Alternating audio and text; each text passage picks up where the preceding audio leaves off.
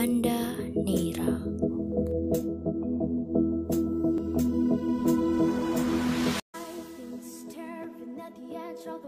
Kondisi alam yang masih alami dan terjaga membuat wisata Indonesia Timur satu ini sangat menarik untuk dikunjungi sambil merasakan healing.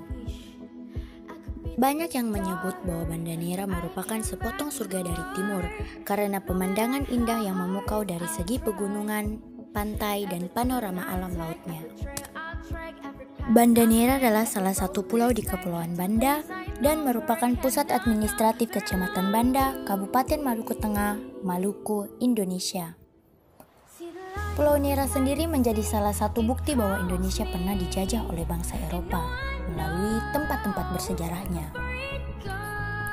Peninggalan tempat bersejarah apa saja yang terdapat di Pulau Neira? Maka kali ini saya akan membahas 3 tempat bersejarah di Pulau Neira. Istana Mini atau Rumah Gubernur merupakan bangunan cagar budaya peninggalan Belanda yang terdapat di Banda Neira.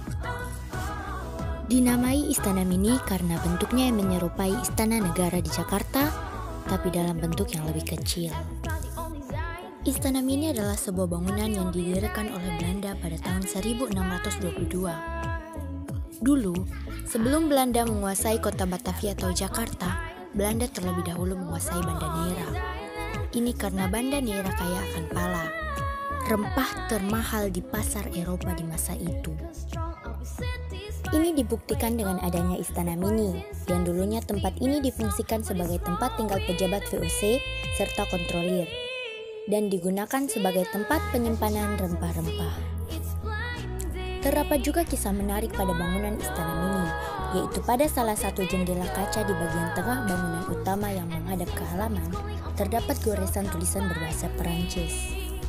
Pesan tersebut ditulis oleh Charles Rampley pada tanggal 1 September 1831 sebagai menyalurkan rasa rindunya pada tanah air tercinta sebelum ia mengakhiri hidupnya. Sekarang, Istana Mini sering dijadikan tempat pelaksanaan upacara bendera 17 Agustus dan juga tempat menampilkan acara-acara adat Banda Neira. Rumah pengasingan Bung Hatta merupakan tempat Muhammad Hatta menjalani hukuman pengasingan sebagai tahanan politik selama 6 tahun, yakni 1936 sampai dengan 1942. Ia bersama dengan tokoh nasional lain bernama Sultan Syahrir juga diasingkan dekat rumah pengasingan Bung Hatta yang sekarang dikenal sebagai rumah pengasingan Sultan Syahrir. Semasa dalam masa pengasingan, Bung Hatta dan Bung Syahrir membuka sekolah sore yang tepatnya berada di pavilion selatan bangunan ini. Sekolah yang berbentuk kelas kecil ini terdiri dari 7 bangku dan meja belajar model lama menghadap sebuah papan tulis kayu. Dalam sekolah sore ini, Bung Hatta dan Bung Syahrir mengajari anak-anak Banda pelajaran aritmetika hingga bahasa Inggris. Syahrir mengajar anak-anak kecil, sedangkan Hatta mengajar anak yang lebih besar. Di dalam rumah pengasingan Bung Hatta, banyak terpampang rapi foto-foto Bung Hatta pada masa dahulu di dinding-dinding ruangan. Adapun tempat tidur dan mesin ketik Bung Hatta yang menjadi benda paling sering disebut ketika membahas rumah pengasingan satu ini. Pada awalnya adalah sebuah benteng yang dibangun oleh bangsa Portugis pada abad 16 di Pulau Neira, Maluku.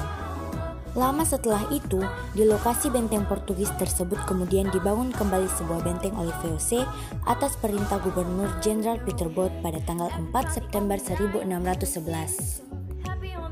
Benteng tersebut kemudian diberi nama Fort Belgica, sehingga pada saat itu terdapat 2 buah benteng di Pulau Neira, yaitu Benteng Belgica dan Benteng Nassau. Benteng Belgica dibangun untuk mengantisipasi perlawanan masyarakat Banda sendiri terkait monopoli perdagangan VOC kala itu.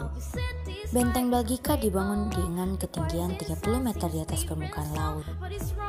Melalui benteng ini, hampir semua titik wilayah Neira dan sekitarnya dapat dipantau.